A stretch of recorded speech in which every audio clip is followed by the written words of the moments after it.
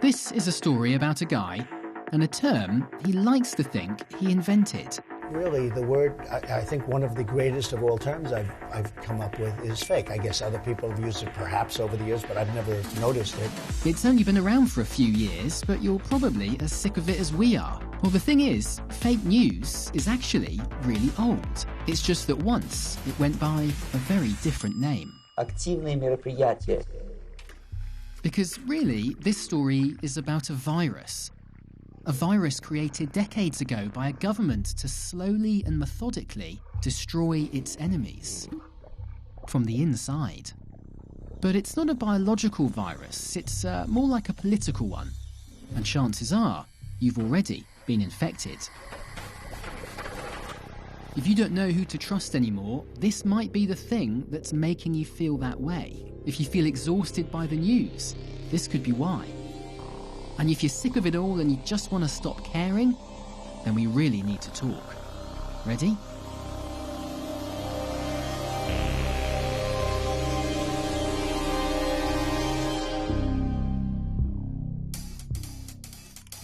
Okay, so to start, let's go back to July 1983 and all the way over here, New Delhi, India. This is when a remarkable story appears in a newspaper called The Patriot. It claims the HIV virus was secretly created by US government scientists as a weapon to kill African Americans and gay people. It even names a facility, Fort Detrick in Maryland, where the virus was supposed to have been concocted. It's a crazy allegation printed in a small newspaper. No big deal, right? But fast forward just a couple of years and look what's happening. The story is spreading all over Africa. A scientific report's even published by two East German biologists who say they can prove AIDS is made in the USA. All these articles are from just a few months at the end of 1986. And then somehow it ends up here. A Soviet military publication claims the virus that causes AIDS leaked from a U.S. Army laboratory conducting experiments in biological warfare. That's Dan Rather reading a fake news story to millions of unwitting Americans on national TV. But don't be too hard on Dan. This was one of the greatest cons ever carried out on a global scale. And we're going to show you how it was pulled off. But first, let me introduce you to a few authentic grifters. Stashed away on some old videotapes, we found interviews with a bunch of ex-spies. This guy, Ladislav Bittman, this guy, Stanislav Levchenko, and this guy, Yuri Bezmenov. They all worked for the KGB during the Cold War before defecting to the US, and it's thanks to them that we know so much about one of the KGB's most secretive departments. Only about 15% of time, money, and manpower is spent on espionage as such. The other 85% is a slow process which we call either ideological subversion or active measures, активные мероприятия in the language of the KGB. So active measures, it's a euphemism for, well, bullshit. But not just any bullshit, the most strategic, masterful, toxic bullshit you could possibly imagine. Made with one goal. To change the perception of reality of every American to such an extent that despite of the abundance of information, no one is able to come to sensible conclusions in the interests of defending themselves, their families, their community, and their country. Within the KGB is a department that specializes in planting false stories and forged documents. We know it was run from Department A, right at the top of the KGB, and it had a multi-million-dollar budget. At least 15,000 people who, in the Soviet Union and outside of the Soviet Union, are involved in that kind of actions on regular and daily basis. You heard that right, 15,000 people. That's more than the entire staff at the State Department after 9/11. Now these days, KGB defectors who are still breathing are a little hard to come by, but we tracked down one to a small town in Massachusetts. Well, my original name was Ladislav Bittman. These days, he goes by Larry Martin. He's 87 years old. It's a collage. He likes to paint. With Putin, and he was boasting about his riches. And of course, he has a girlfriend down in Florida. Hello. I am still busy. But back in the day, he was a director at one of the most legendary active measures outposts, reporting to Moscow. And when it comes to bullshit, Larry's done it all. His first ever con was an operation to establish a whorehouse in Germany. That was to catch politicians in compromising situations. And once he even planted a treasure chest of Nazi papers at the bottom of a lake. Original Nazi documents. That was to stir up anti-German sentiments. Larry's expertise, though, was a special kind of bullshit, something called disinformation.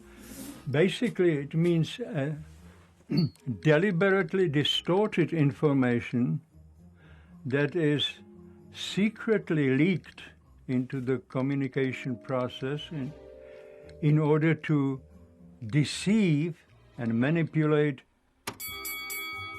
All right, just to avoid any confusion, let's pause here quickly to unpack all these different flavours of bullshit. At the top, you've got your active measures, right? These are basically any kind of covert operations against another country, short of starting a war. This includes forgeries and even kidnappings, but disinformation was the heart and soul of it for the KGB. You might be thinking that's just a fancy word for propaganda, but it's not. Propaganda tries to convince us to believe something. Disinformation is a highly organised attempt to deceive us into believing it. Today, everyone calls this fake news, but that's become such a loaded term, no thanks to this guy, that it's basically useless. Anyway, we'll get on to him later. All right, let's get back to it. Disinformation. It was such a big deal that every KGB agent was required to spend 25% of their time coming up with ideas for false stories. And in their year-end review, yes, KGB agents had year-end reviews too, every agent was evaluated on how many proposals for disinformation operations he submitted. You got to be fairly good at this when you were with Czech intelligence, didn't you? Unfortunately, I have to admit, yes. Just how good were these guys? Well, that rumour that the CIA shot JFK, the story about how the CIA tried to assassinate Pope John Paul II, and the one about rich Americans buying poor kids from Latin America to harvest their organs. But as the first cases of AIDS spread fear around the world, the KGB saw an opportunity for their biggest con yet. All right, so let's go back to 1983 and we're going to show you what really happened here. So remember, this story started with an article in the Patriot newspaper? AIDS, the deadly mysterious disease which has caused havoc in the U.S., is believed to be the result of the Pentagon's experiments to develop new and dangerous biological weapons. There's the crux of the crap. It's time you met Kathleen Bailey and Todd Leventhal. They were part of a US government team that first pieced this story together back in the 80s. This is just the perfect example of a very effective disinformation campaign. Well, almost perfect. There are some obvious grammar mistakes here which tip off experts like Kathleen. Like in English, we'd say flu virus, not the virus flu. It's written by a non-native English speaker, and it probably was written by a Russian language speaker. They said, oh, the Indian newspaper, the Patriot, which we knew the KGB used this as an English language newspaper as a way to get stories out. This was a classic Soviet tactic. Oleg Kaluchin's another ex-KGB agent we found. He told us they'd always try and place the story in a third world country, somewhere like, say, in India, Thailand, where journalists could be easily tricked or bribed. That gave the story acceptability when nobody was searching about the origin. The KGB let the story go quiet for a couple of years after India, but with AIDS still making scary headlines in '85, they revived it, this time in a prominent Moscow newspaper. And the source for this story? You guessed it. It's brilliant, really. They've repeated the story, but concealed their hand, distancing themselves from the lie they started. So we're now into 1986, and the KGB want to add gravitas to this lie. So they look around for a scientist, a human face, someone who could back up the lie with data. And, no joke, this is the dude they found. This is Dr. Jacob Segal. Remember I said the report had two authors? Well, here comes the co-author now. It's his wife, Lily. Believe it or not, these two wrote that report that claimed to have evidence AIDS was created in a US government lab. This scientific gobbledygook. And, you know, you read this stuff and who can understand it? But it purports to be proof. The thing is, it worked. The KGB made sure the Segal report was read by journalists all over Africa, and they kept on pushing it until it went, well, viral. It appeared in 200 reports in 80 countries. Even the Daily Express in London runs with it. And finally, on March 30th, 1987, the KGB hits the jackpot. A Soviet military publication claims the virus that causes AIDS leaked. This campaign had a KGB code name. They called it Operation InfeKtion.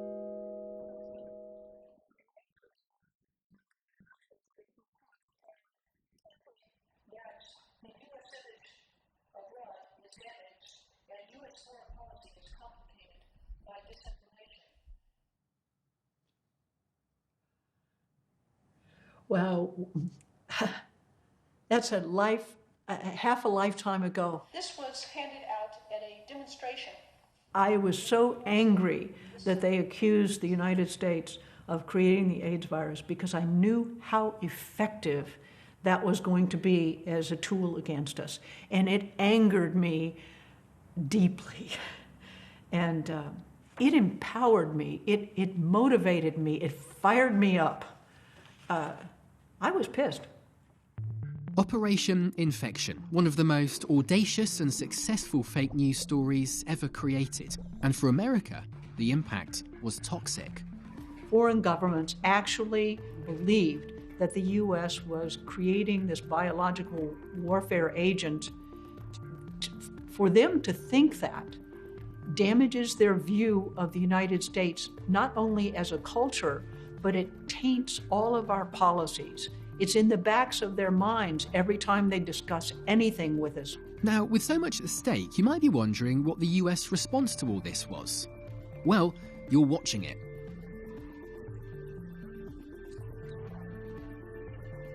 Kathleen and Todd were both part of something called the Active Measures Working Group. Nicknamed Truth Squads, it was a team that tracked and tried to expose Soviet disinformation. Everybody was working part-time on the issue. It was not funded lavishly. We all sat around a table once every week or two, and those who could volunteer the time to come in did.